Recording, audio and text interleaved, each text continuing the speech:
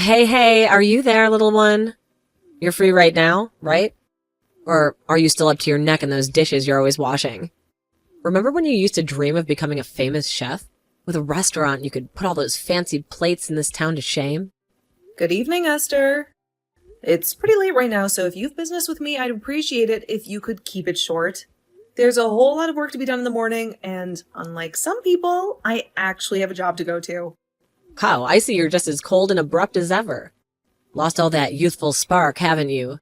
Remember when you used to greet me with a hug and a smile no matter what time of day it was?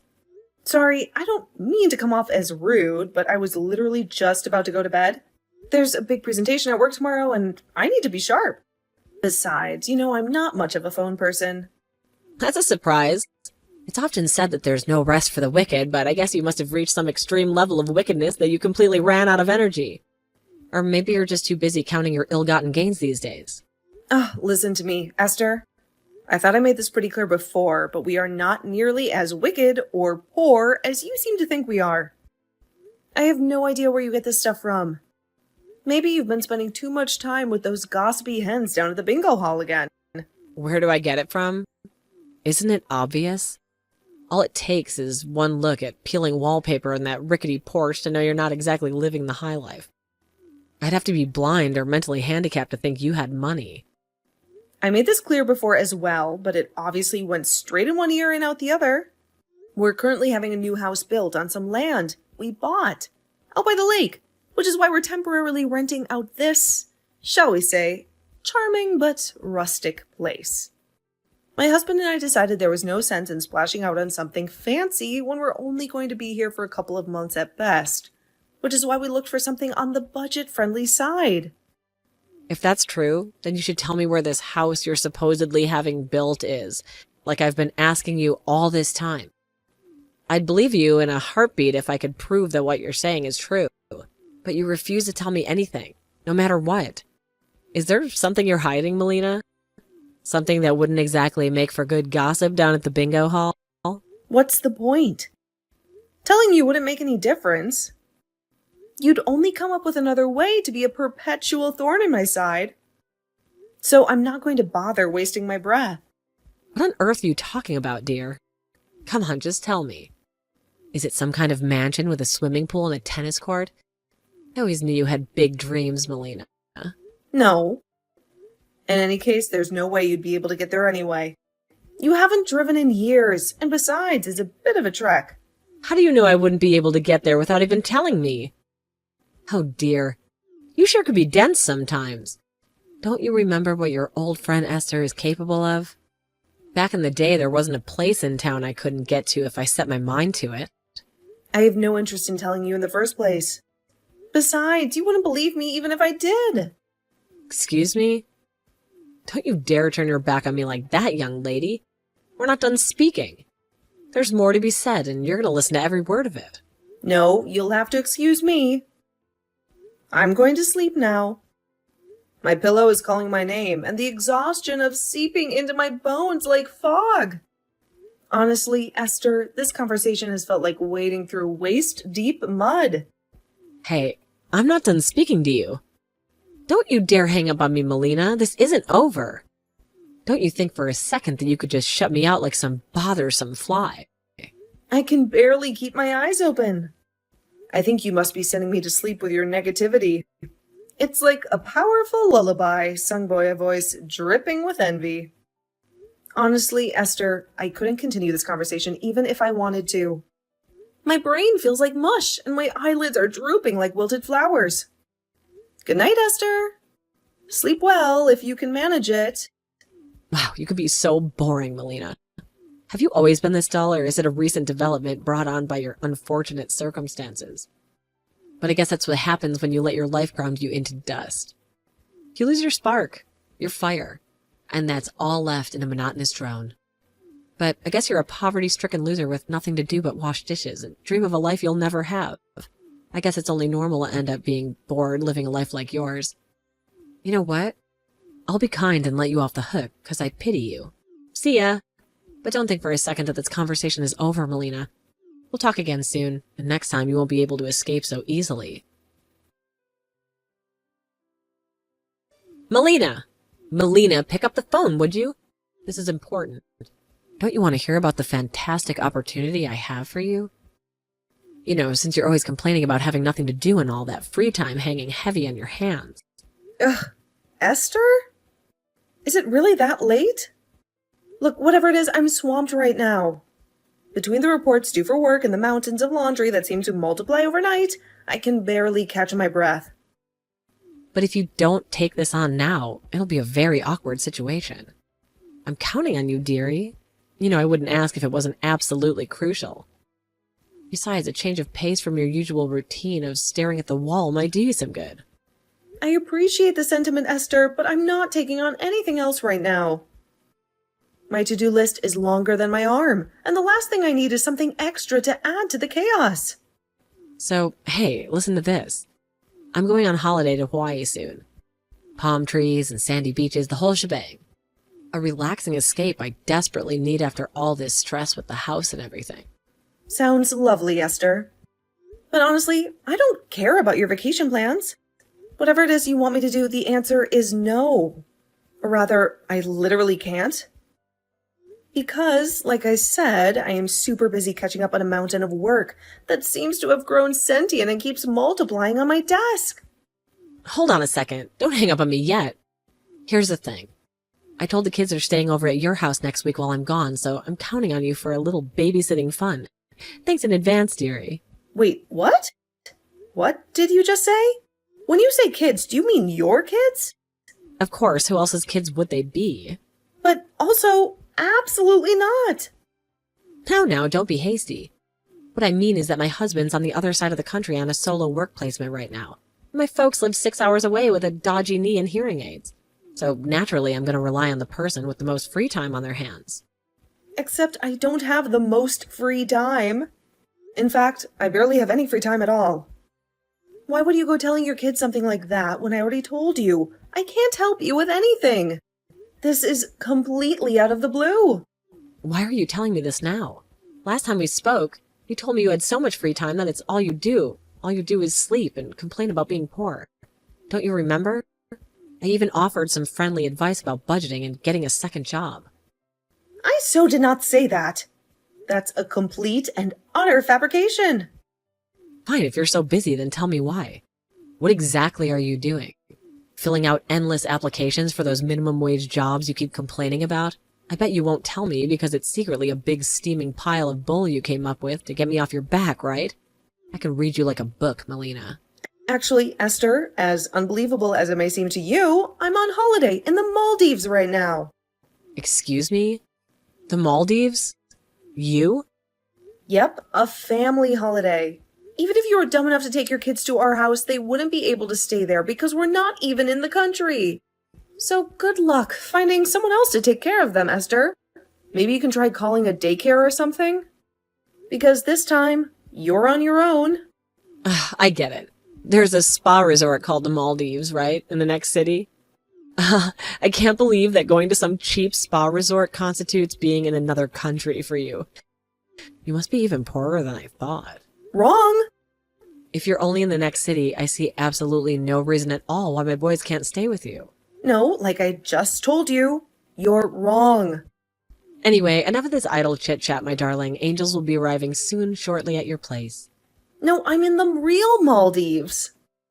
The tropical islands in the Indian Ocean. Not some freaking spa resort. You better hurry up and start driving home. No. I'm being serious here, Esther.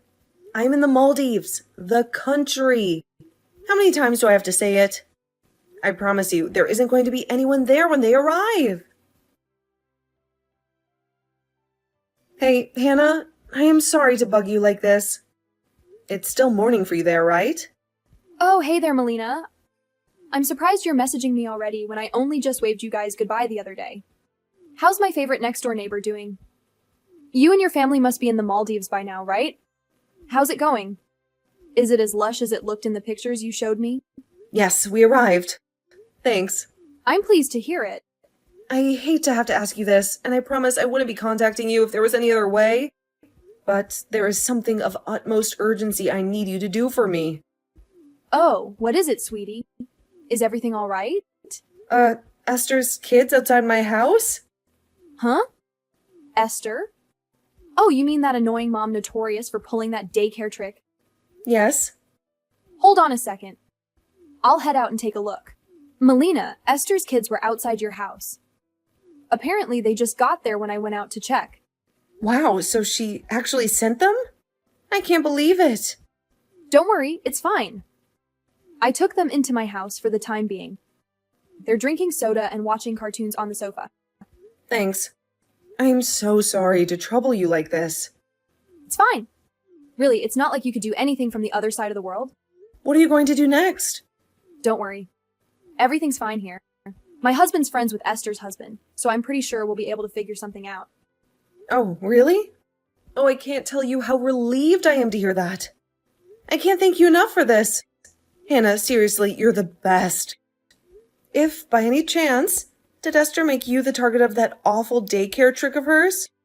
For some reason, she seems to think the fact that me and my husband aren't filthy, stinking rich somehow makes us poverty-stricken, scrap-heap dwellers. Don't ask me how, but it seems like she convinced herself that I'm so poor that I couldn't possibly have any duties or responsibilities. Which, in her mind, naturally makes me the perfect candidate to look after her brats on a moment's notice. Did you tell her you're currently having a new house built? I did tell her, but she's convinced I'm lying because I didn't want to tell her the address. So we're kind of at a stalemate. Right, I see you have a point. If she got wind of your new address, I get the feeling she'd do a 180 and convince herself you and your husband were loaded and constantly pestering you for cash. I know, right? In any case, leave the kids to me. Luckily, it's my husband's day off, and he just messaged Esther's husband. Thanks so much, Hannah. You really are a star. I'll keep you updated as soon as I know anything. You will too. Please, I'm counting on you. Thank you so much. Esther, apparently Hannah, my next-door neighbor, is watching your kids at her place. She told me her husband messaged you, so I'd appreciate it if you could keep all contact regarding this whole situation between you guys and not message me any further. I wouldn't understand what was going on anyway because, like I said before, I'm in the Maldives. Esther, my messages are on red, so I expect you to see this one too. It would appear that your husband is ignoring Hannah's husband's messages, but I really think it'd be the best for everyone if you got back to him ASAP and got this whole situation resolved. She tells me there's a huge fuss going on over there right now due to all the things they found out about you after you dumped your kids on her and jetted off to Hawaii. The longer you let this ridiculous farce go on, the worse the consequences will be. Yo, Melina. Welcome home, dearie. I'll be arriving at the station soon, so I'll stop by on my way back and pick up the kids. Oh yeah, I forgot to mention all those jumbled, incoherent messages you spammed me with while I was on holiday in Hawaii. What the heck was that all about? Have you been drinking? Did you seriously think I was going to panic and rush home after you threatened me like that? I get that you must have been desperate to dodge the responsibility of looking after my kids, but was there really any need to get aggressive? You're so sad and tragic. You'll be pleased to know I enjoyed Hawaii to the fullest for an entire week, just as planned. I'll be at your place in 30 minutes or so. So, be a darling, get the boys ready to come home. Melina, what the hell's going on here? There's a looking for new tenants signboard up outside your house. You insolent wench. What in the devil's name are you playing at? Don't you think for a second that you could just skip out on your responsibilities and leave me stranded like this? Well.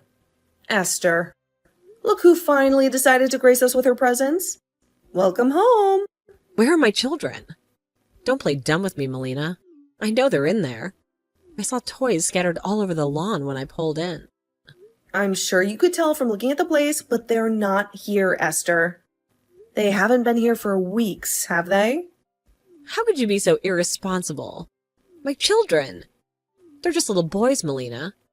They need their mother. Don't you have any maternal instincts at all? Irresponsible? Let's talk about irresponsibility, shall we, Esther? Because I made it pretty darn clear I wouldn't be looking after them while you were off on your little getaway, didn't I? Not just because you are on a day out at a spa resort in the next city is no reason for you to not come looking after my children. We made an agreement, Melina. You know, I had a dentist appointment today. You said you'd be happy to watch them for a few hours. A dentist appointment, Esther? Did I ever tell you I was at a spa resort? Did I even once mention where we were going? I think you might be getting a little confused. There's no way a sad, pitiable, poverty-stricken loser like you could even afford a vacation to the Maldives. Not in a million years. You're probably holed up in that house with a bunch of microwave dinners and instant noodles watching reruns of old soap operas all day long. Hurry up and give me my children back. Now! Now, Esther. There's no need to get all riled up. Besides, the insults are getting a little tiresome, don't you think? You might want to try a different tactic if you want to get any answers out of me. I don't have time for your games, Melina. Those are my children in there, and I won't leave until I see them safe and sound. Actually, Esther, your children were never here. I suggest you ask your husband about where the kids are. Perhaps he has a better idea of their whereabouts than I do. Excuse me? I already told you that my Harry is living on the other side of the country for a work placement right now. There's no way he could have them. Good grief, Esther! If you take a good look at the messages you ignored while you were enjoying your little holiday in Hawaii, you'll probably get a good idea of the mess you're in. Mess? What are you talking about?